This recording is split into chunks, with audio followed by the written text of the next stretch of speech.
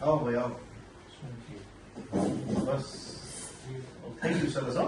થઈ ગયું? ઓકે આવો આખું આખું ને બધું કસરત થઈ ગયું દેખાણું. ઓકે. હા હા આ હા. સ્નાયુના અંદર 2-3 કટકા થઈ ગયા હતા ઓકે. છે ને.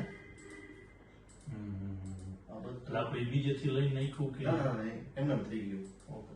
બધું. જો આ જોયું છેલ્લું હા, ક્લિયર હા. હાંધી નાખ્યું પછી આપણે પેક કરી દીધું પછી એને છેલ્લે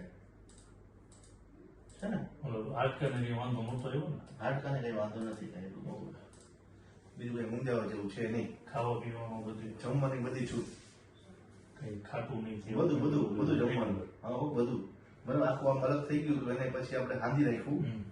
સરસ મજાનું થઈ ગયું. આમ આખું ક્રસર થઈ ગયું. હા, હા. ચીબાઈ ગયું. આ એસીમાં ચકરી જેવી હતી. ચકરી પહેલું તો ઈ જણ એમમાં રહી ગયું અને ચકરી કરી પછી મૂકી દીધું. ચકરી. ચકરી તો ચાલુ હોય થોડી વાર ઈ બરોબર લોંગોનું કરવા ગયો ને ઓલી અડી ગઈ ધ્યાન હા પર. એટલે એ આખું બધું ક્રશ થઈ ગયું. હા. સરસ મજાનું બધું આમ ખોલી કરીને હાંધી નાખ્યું.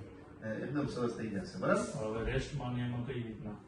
રેસ્ટમાં 1.5 મહિના સુધી તો આરામ કરવો એટલે પડશે. મતલબ હાવ હલાવવાનું હા નહીં. એ પાટો પ્લાસ્ટર પાટો આપ્યો જ છે ઓકે. હા પણ ધીમે ધીમે ફિઝિયોથેરાપી ચાલુ કરશું ઓકે. ધીમે ધીમે થઈ જશે. હવે નેક્સ્ટ ટાઈમ ક્યારે આવે? નેક્સ્ટ ટાઈમ 3 દિવસ પછી પતાઈ જાય એકવાર. 3 દિવસ પછી.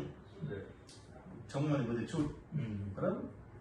ઓકે બાકી તો અત્યારે બધું છૂટું ને? એકદમ સરસ. Okay ready. ઓકે ડન હાલો એકદમ સરસ થઈ ગયું ભાઈ. હા. ખાલી એક